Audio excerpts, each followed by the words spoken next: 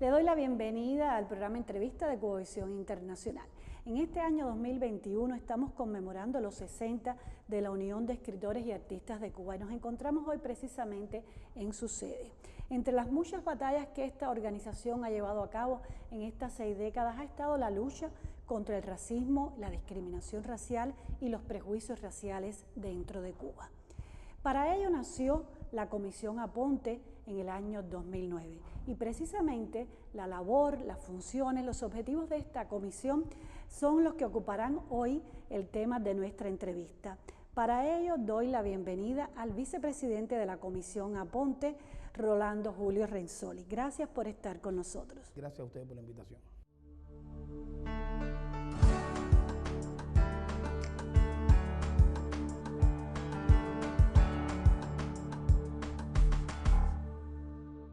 Renzoli, yo pienso, en mi opinión muy personal, que no se conoce suficientemente entre la población cubana la figura de José Antonio Aponte. Ni en la escuela, creo que ni nuestros padres ni nuestros abuelos tampoco.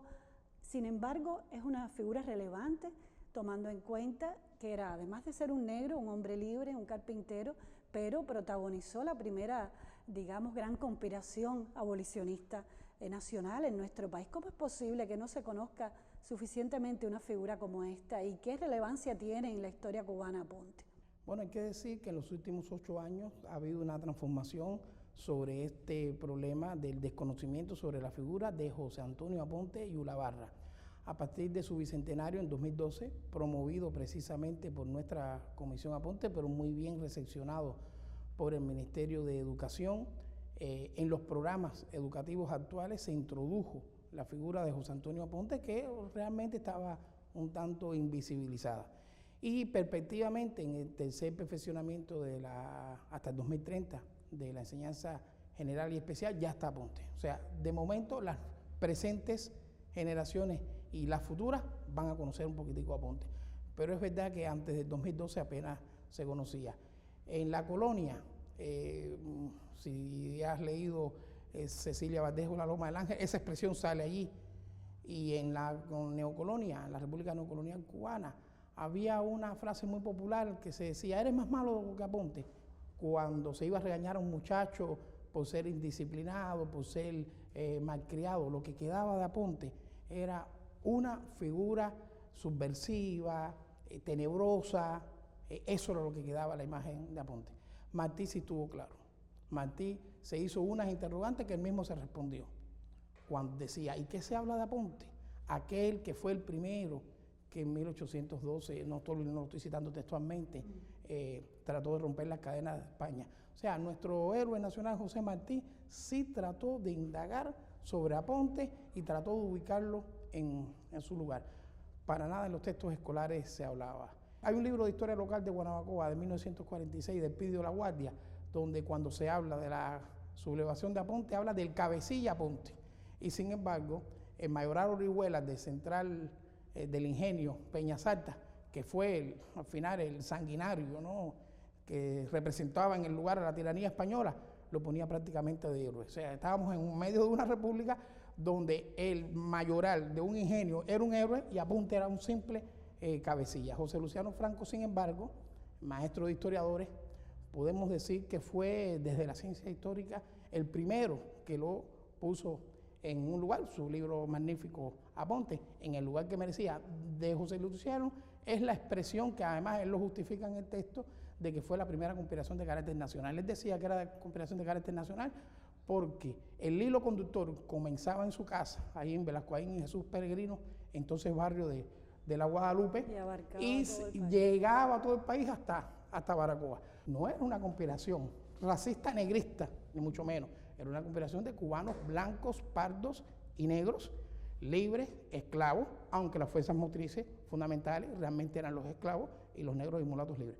Por eso es una conspiración de carácter nacional y fue la primera realmente en la historia de Cuba con esos principios organizativos e ideales. Es decir, que silenciar a Aponte también fue parte de los procesos de discriminación racial en Cuba hasta el siglo XX prácticamente. ¿Cuán profunda ha sido esa desventaja social de las poblaciones negras cubanas que limitaron durante siglos. Bueno, conocemos la historia de la esclavitud, pero ya en el siglo XX continuaron limitando el desarrollo personal, individual y social de los negros y de los mestizos en la isla. Realmente, si buscamos el origen de esa desventaja, el origen está en la propia esclavitud. O sea, tenemos una esclavitud coloreada en Cuba, una esclavitud que comenzó con las encomiendas a los aborígenes cubanos, y cuando se abolieron estas en 1553, ya estaban desde 40 años antes, desde 1513, esclavos africanos en Cuba. El origen está ahí. Pero incluso cuando a finales del siglo XVIII y principios del siglo XIX ya hay todo un estamento social, sobre todo de muchos mulatos, pero también de muchos negros, libres y libertos, o sea, que habían nacido en la esclavitud y se habían liberado, u otros que nacieron libres, con posiciones económicas importantes, realmente fueron objeto de mucha discriminación y los fueron masacrados, porque la idea era que de todas maneras los negros y los pardos no podían sobrevivir, realmente no había intención de que se empoderaran económicamente. La guerra, los 30 años de guerra por la independencia, un poco que trata de paliar la situación. Los negros en Cuba, ni los mulatos en Cuba, tuvieron un propósito independiente al de los blancos durante la guerra. No hubo un proyecto racial en Cuba. El proyecto fue la independencia y la abolición de la esclavitud. Y aunque en Guaymaro no hubo un solo negro, no hubo un solo mulato, no hubo un indio, no hubo un campesino, no hubo un obrero, eran hacendados los que estuvieron en Guaymaro firmando la Constitución, abogados y médicos de la aristocracia cubana, ahí todos abolieron la esclavitud. Inclusive se impuso la abolición radical y no la gradual y bajo indemnización. Y todos estuvieron de acuerdo. O sea, tenemos una nación donde todos de todas maneras teníamos el mismo principio. No hubo un proyecto independiente. Y aunque la guerra de 68, el regionalismo y el racismo estuvo muy latente, no se evitó, no pudieron evitar los prejuicios raciales que ascendieran en grados, hasta el grado de mayor general, muchos negros y mulatos. Incluso cuando las condiciones de ascenso eran desventajosas, porque hay que tener en cuenta, y siempre lo decimos, en la guerra de independencia del 68, cuando usted era rico, se incorporaba a la guerra y ponía su riqueza en función de la guerra, le daban grados de primer oficial o de oficial superior. Sin embargo, llegamos al siglo XX arrastrando esas mismas consecuencias. Por lo mismo. En la guerra del 95, cuando ya no hay esclavitud y cuando no se disolvieron los problemas del racismo y del regionalismo, pero se habían, por lo menos en la superficie, no en la profundidad, superado un poco, nosotros llegamos a una república impuesta por una nación que pudiera ser la más racista, a lo mejor si usted lo analiza, que los Estados Unidos, ocupando militarmente el país. Tenemos una constitución donde los pobres no tienen prácticamente derecho a votar, porque había que tener un mínimo de riqueza para hacerlo, y la pobreza era multicolor, pero la riqueza siempre fue prácticamente blanca, por lo tanto no se podía ocupar cargos públicos ni votar. Tenemos una república que exactamente a los 10 años, el 20 de mayo de 1912, pretextando la enmienda a Morúa, reprime la protesta armada del Partido Independiente de Color y aprovecha esa como justificación para masacrar a miles de personas que nada tenían que ver con el Partido Independiente de Color, como si hubiera sido un crimen ser negro o pardo en Cuba. Es una república que en su 10º aniversario está masacrando a personas por el color de la piel. Llegamos posteriormente a una década del 50, donde en esta misma barriada del Vedado, cuando comienzan a proliferar todos esos rascacielos, ponían carteles, no se permiten perros ni negros, como lo habían hecho los nazis con los judíos allá en Alemania y en Europa. O sea, tenemos una república muy cruel, donde durante la colonia y la neocolonia, y es el mismo hilo conductor, cada vez que los negros y mulatos se empoderaban en dinero, venía un proceso de represión. Aponte, La Escalera en el 44, el 12, o sea, no había posibilidad de emerger económicamente así. Entonces, hay toda una historia de 400 años de una subordinación económica y de una subordinación intelectual, patrones estéticos eurocentristas. O sea, todo lo que tenga que ver con facciones no europeas es feo, es horrible, tiene seudónimos. O sea, en el orden psicológico, eso va penetrando. Un mestizaje que se va tapando, o sea, es una nación mestiza, una nación que se va cociendo desde las haciendas, los barcos negreros y las casas de familia, un mestizaje tremendo, extraordinario, pero como diría el poeta, ¿y tu abuela dónde está? La mamá de tu mamá, o sea, estamos escondiendo el racista empoderado por ese espectro social en que se mueve, esconde su mestizaje, de todas maneras quiere ser blanco y quiere ser superior. El negro en reacción quiere supuestamente adelantar, el término adelantar significa voy a blanquear la descendencia para ver si podemos progresar. O sea, estamos hablando de un sustrato económico, estamos hablando de un sustrato psicológico muy fuerte, estamos hablando de una realidad social muy compleja. Gracias, Renzolis. Le propongo hacer ahora una pausa y enseguida volvemos para continuar hablando sobre el papel de la Comisión Aponte de la Unión de Escritores y Artistas de Cuba. Quédese con nosotros.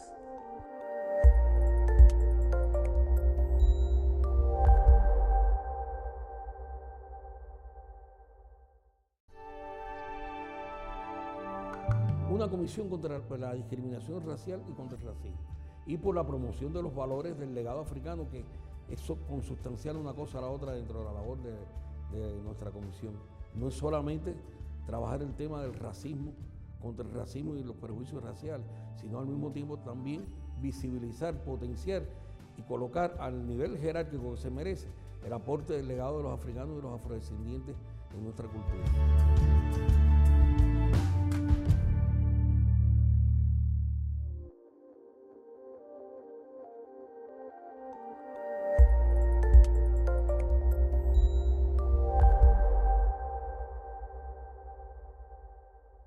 Continuamos en el programa Entrevista conversando hoy sobre los temas relacionados a la lucha contra la discriminación racial en Cuba.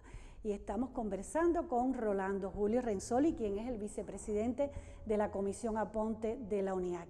Quisiera recordar a Nicolás Guillén, que fue el fundador de esta organización y su primer presidente durante muchos años.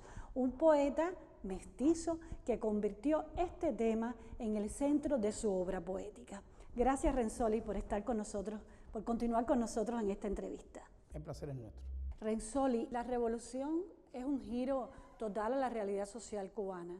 ¿Qué prácticas discriminatorias y qué estructuras racistas pudo demoler la revolución y cuáles no? La revolución cubana demolió lo viejo en un periodo históricamente muy breve. Entre 1959 y 1961, en 2 años apenas, se destrozó el aparato estatal burgués, se destrozaron las instituciones sociales burguesas. Hay una burguesía que emigró y por lo tanto sale del contexto social cubano y es un nuevo país que se está construyendo. Y eso tiene también un reflejo en la composición por color de la piel y en los posicionamientos sociales del color de la piel de las personas. Lo que pasa es que hay una realidad. El punto de partida, o sea, cuando se da la arrancada para esas transformaciones sociales, no están en igualdad de condiciones todos los cubanos y los cubanos para esa arrancada, para alcanzar esas metas. Y en términos prácticos, siempre lo decimos, Batista cerró las universidades, la revolución las abrió y dijo que todos los que estaban matriculados en la universidad y todos los que fueran bachilleres podían ir a la universidad. La pregunta es, ¿cuántos negros y mulatos eran bachilleres o que estaban matriculados en la universidad antes del triunfo de la revolución? Por lo tanto, los primeros que acuden a las universidades después del triunfo de la revolución no son masivamente los negros. Los negros no eran la mayoría de los analfabetos en Cuba. La población analfabeta, aunque había población analfabeta urbana, el analfabetismo estaba concentrado en los campos. En los campos la población es mayoritariamente blanca. Pero los subescolarizados, esas personas que no podían terminar la enseñanza primaria en el pasado, la gente pobre, muchísimos eran negros y mulatos. Por lo tanto, para entrar a esa universidad que pedía Che, coloreada de negros, de mulatos, de obreros y de campesinos, ellos tuvieron que partir primero por terminar la primaria, la educación obrera campesina, la secundaria obrera campesina, la facultad, hacerse bachiller para entrar. Por lo tanto, el punto de partida no es igual. la cantidad de profesionales negros que comienzan a graduarse masivamente es a partir de la segunda mitad de la década del 60. Renzoli, en estos días la doctora María del Carmen Barcia, que es una especialista en estos temas, publicó un artículo que recoge las esencias de esto mismo que usted ha dicho, pero ella decía, el artículo se llama Cuba, racismo y discriminación, y ella decía, se estimó que al triunfo de la revolución la discriminación racial había cesado, pero en realidad el proceso de reivindicación solo estaba en sus inicios. Quizás en alguna medida también pasaron muchos años hasta que nació esta comisión Aponte a finales de los años 2000. ¿Quiere decir que muchos de estos temas seguían pendientes? Bueno, hay que decir primero, yo diría primero, que quizás la ingenuidad o el idealismo nos hizo pensar que las políticas públicas de equidad iban a resolver per se todo tipo de discriminación. Y las políticas públicas por sí solas no resuelven ni el machismo, ni el regionalismo, ni el racismo, ni ningún tipo de discriminación, solamente porque sean aprobadas leyes, decretos, una jurisprudencia sobre eso. Los constructos sociales son muy fuertes. Había reivindicaciones que estaban muy pendientes. Pero hay una realidad. En un estado de igualdad de oportunidades, como el que se creó en Cuba, en un estado donde la gran burguesía desapareció del contexto social, donde la burguesía media prácticamente desapareció del contexto social, donde la pequeña burguesía quedó muy reducida, donde las clases sociales realmente, a partir de 1965, eran la clase obrera y campesina, realmente no podía verse claramente los vestigios de discriminación racial. Mi generación creció sin ver eso palpablemente. Claro, estaban muy naturalizados los chistes racistas, pero tan naturalizados que uno apenas... La gente creía que por estar uno presente y decir, Renzoli, permiso, no te pongas bravo, y sin esperar a que yo reaccionara, te hacían el chiste racista y había que suponer que yo tenía que asimilarlo, que tenía que reírme, pero eso estaba tan naturalizado, eso que estaba en el orden psicológico, seguía. Igual que el adelanto y el atraso, eso seguía, pero no producía efectos en el orden de los estatus sociales. Eso estaba en el orden psicológico nada más. Ahora que pasan los años 90, bueno, es muy sencillo, la crisis económica trajo una crisis de valores profunda, real, una crisis de valores profunda, pero el sustento sigue siendo económico. Si las microbrigadas llegaron a igualarnos a todos en la solución de las viviendas, porque veamos los repartos de microbrigadas para que vean que todos están multicolores, era el mérito lo que se imponía, por lo tanto, esos no son los repartos de los años 50, ni siquiera los primeros repartos de Pastorita, pero de pronto en los años 50 nosotros detenemos la construcción de viviendas y decimos, todo aquel que tenga un solar propio o tenga una placa libre puede construir. No estamos vendiendo materiales por la crisis a las personas para construir. ¿De dónde sale el dinero para construir? Los años 90 puso sobre el tapete la remesa como una fuente de ingreso importante por encima del salario en Cuba. ¿Y quién tenía la remesa? La emigración cubana hasta los años 80, ¿qué color tenía? Era una migración de las clases altas, medias y de la pequeña burguesía blanca. Por lo tanto, la remesa llega para las familias que no tienen color púrpura. Pero además, si vamos a poner un negocio privado, un emprendimiento, usted con su salario en los años 90, quizás ahora con la tarea de ordenamiento, a lo mejor alguien con su salario podrá poner un negocio. Pero hasta de los años 90 hasta acá, el capital inicial para un emprendimiento no venía del salario, provenía también del exterior, la remesa. La pregunta es, ¿la remesa a manos de quién va? Por lo tanto, encontramos cadenas de restaurantes, boteros, o sea, taxistas privados, talleres de fregado de automóviles, lo que sea, muchísimos emprendimientos, donde los propietarios son personas blancas que heredan la remesa de esa familia que emigró. Por lo tanto, el periodo especial profundiza las desigualdades que la revolución, por lo menos en la superficie, no en la profundidad, porque en la profundidad siempre estuvieron, pero por lo menos en la superficie se había superado. Quiere decir que el impacto económico sí es fundamental, a pesar de que usted ha dicho en otras ocasiones que usted ve este como un problema más cultural que económico. El problema es cultural, porque no es natural. Lo natural es vivir de la caza, la pesca y la recolección. Ahora, lo cultural son las relaciones económicas, por lo tanto es un problema cultural desde la economía. A veces desligamos la economía de la cultura. La economía forma parte de la cultura del hombre. Yo no estoy negando el principio económico. Yo cuando digo que es cultural, la base es económica. Lo que pasa es que tiene una preeminencia, en el caso cubano, el aspecto psicológico, pero hay una herencia económica. Está claro que por muy mestizos que seamos los cubanos, como se ha demostrado científicamente, realmente hay una herencia económica en familias que tienen el color de piel blanca, aunque se hayan blanqueado, por lo que hemos dicho a lo largo de 4 siglos, pueden tener en su árbol genealógico taínos, siboneyes, caribes, lucumíes, carabalíes, chinos, japoneses, pero tienen la piel blanca. Y lo que porque la gran burguesía cubana emigró y la mediana burguesía básicamente emigró. No estamos hablando en Cuba de los grandes terratenientes. Los grandes terratenientes están a 90 millas. Estamos hablando del cubano que quedó. Y ese cubano que quedó no eran los dueños de ingenios en Cuba, de grandes comercios y de grandes industrias. Eran gente de pequeña burguesía y proletarios, pero fundamentalmente las personas de piel blanca tienen una herencia cultural y económica superior a las personas de piel negra por las cosas que hemos apuntado. Entonces, tiene una preeminencia sobre todo los valores psicológicos, porque si nosotros vamos a la llamada antropología profunda, bueno, nadie en Cuba pudiera decirse blanco, como nadie en Cuba pudiera decirse tal vez negro tampoco, porque somos una nación mestiza. Sin embargo, ¿qué es lo que predomina? El color de la piel como sinónimo de jerarquización. O sea, en el orden estético, usted es más bonita porque es blanca. Si fuera mulata, es un poquitico menos bella, pero de todas maneras es bonita. Si usted es una mujer negra, está condenada.